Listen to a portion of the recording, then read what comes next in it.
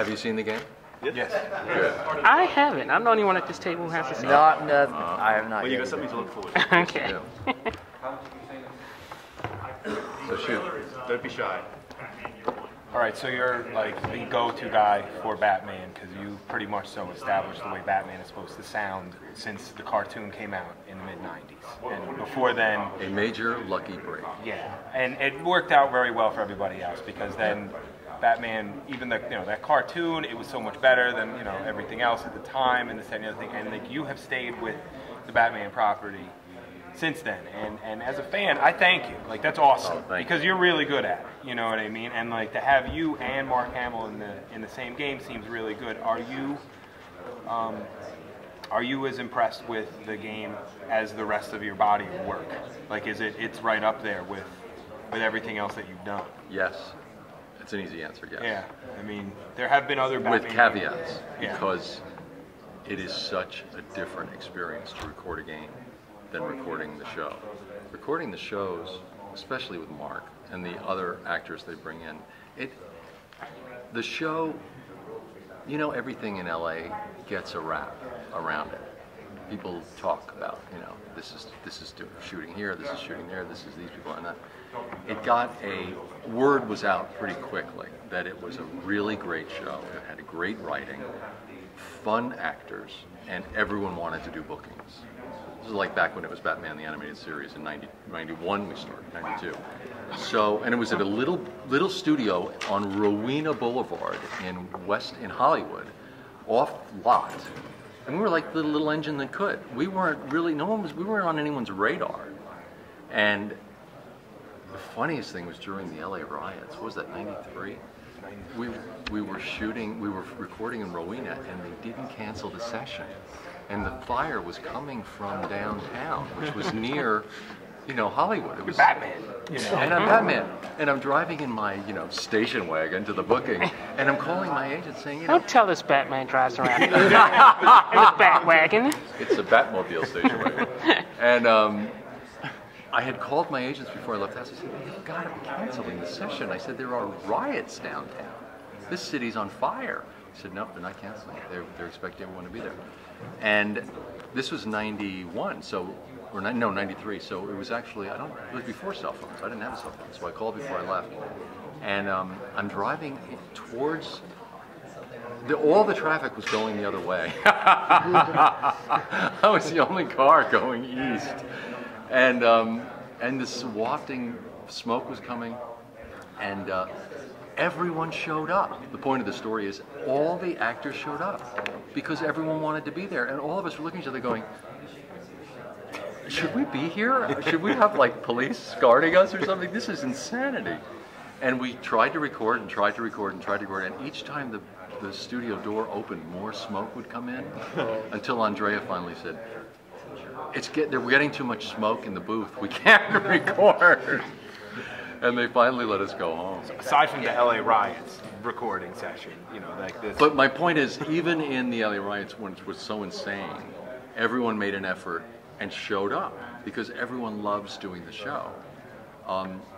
And the interaction was so much fun. We used to have so much fun, especially Mark and I. He's a crazy, crazy guy. He's a very talented guy. He's smart. And his intelligence can take him to kind of a crazy place sometimes, and as intelligence often can. And the two of us would interact and get going, and it would be so much fun. We'd have so much fun in these recordings. But the point of telling you that story is that the game is the antithesis of that in terms of recording, because you're alone. And you're alone in a booth for 4-hour blocks. And you've got to keep your juices going, you've got to keep it fresh, you've got to keep it alive, but believable. You can't go over the top. And be true to the character without any of those other actors bouncing off of you. It's so much harder. I think the reason I was able to do it and Mark was able to do it was because we had 19 years of doing the other stuff before, so the characters were really in concrete. We knew what we were doing because you're alone. You're alone in there, and they want the lines. you know, Joker, get out of here. Okay, now could you do a little more irony? Joker, get out of here. Okay, now with a smile and the irony. I'm not kidding, and that goes on for hour after hour. But at the end of the day, you want to say, you know, fuck yeah. That's awesome. Did you say it like Batman, or did you just say it in your own voice? Fuck you.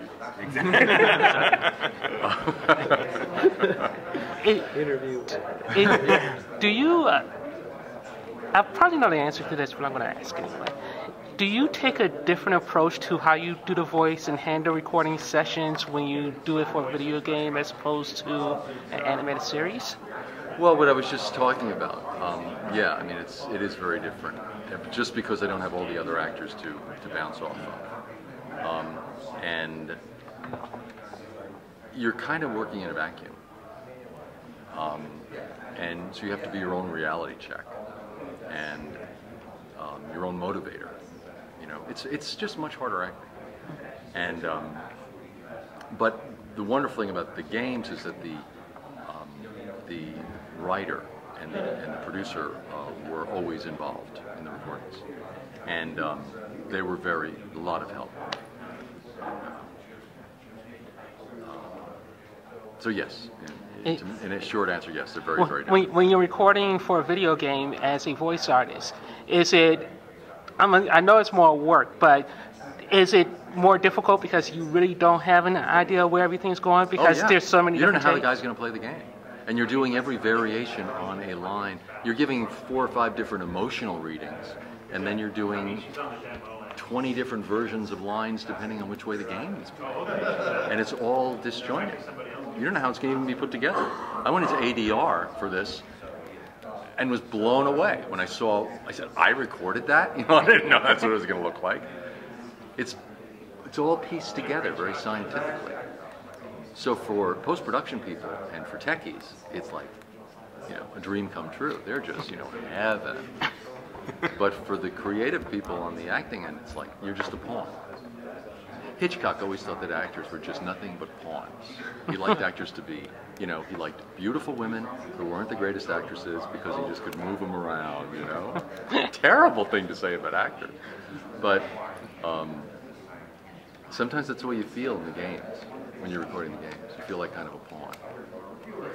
Did Rocksteady give you a specific vision and direction, or were you pretty free to approach that? I was pretty free, but as I was saying, they wanted every possible variation on every line. So there were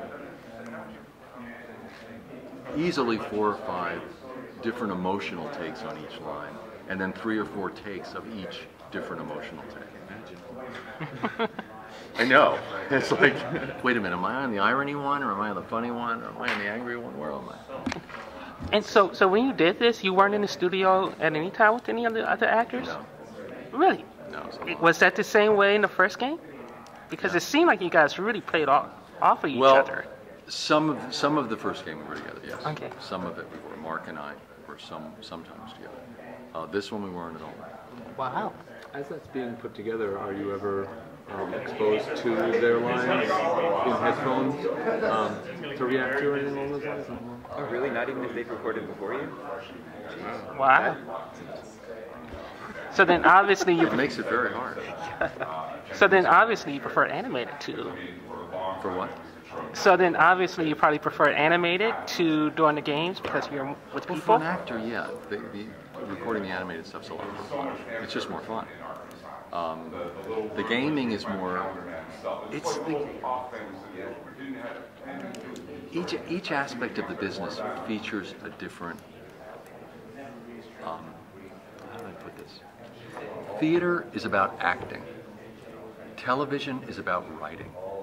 Film is about directing. Period.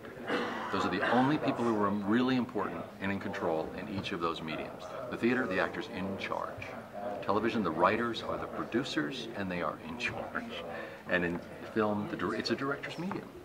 So gaming, it's the game creator's medium. It's the director and the writer. You're a pawn.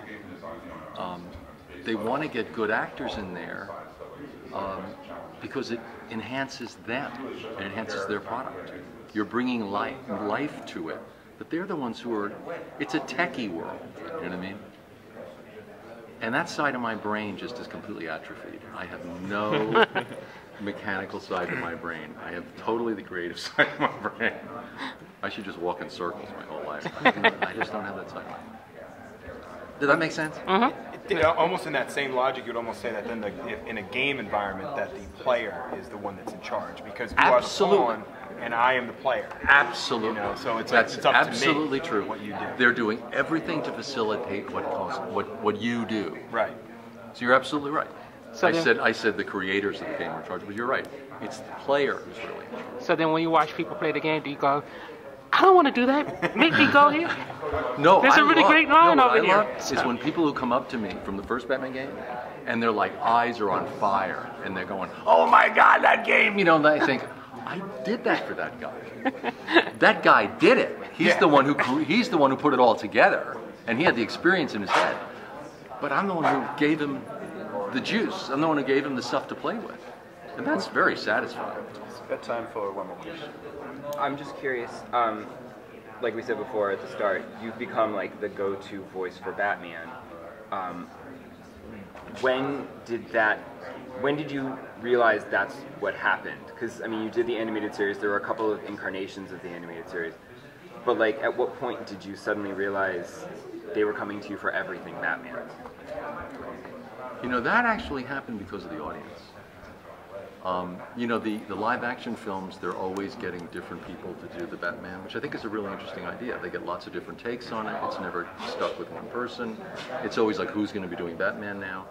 So there was, when I started doing the animated stuff, I thought, well, they might do that with the animated too. You know, there's no saying. But there was a real reaction from the audience for what I was doing. I heard lots of feedback, and the studio heard lots of feedback. And that's why they came back to me over time, and it got established. It was really because of what the audience wanted, which is, you know, for an actor, that's golden. That's like, you know, that's who you're performing for, and for them to have enabled me to keep doing it all these years. I think the studio, left to their own devices, probably would have liked to try some other people, but they felt, look, you know, this is built in. The audience is built in. What are we going crazy? You know.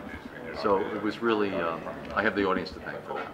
And it also helps to keep a continuity as well, just because between all the different shows and the games and everything, like it's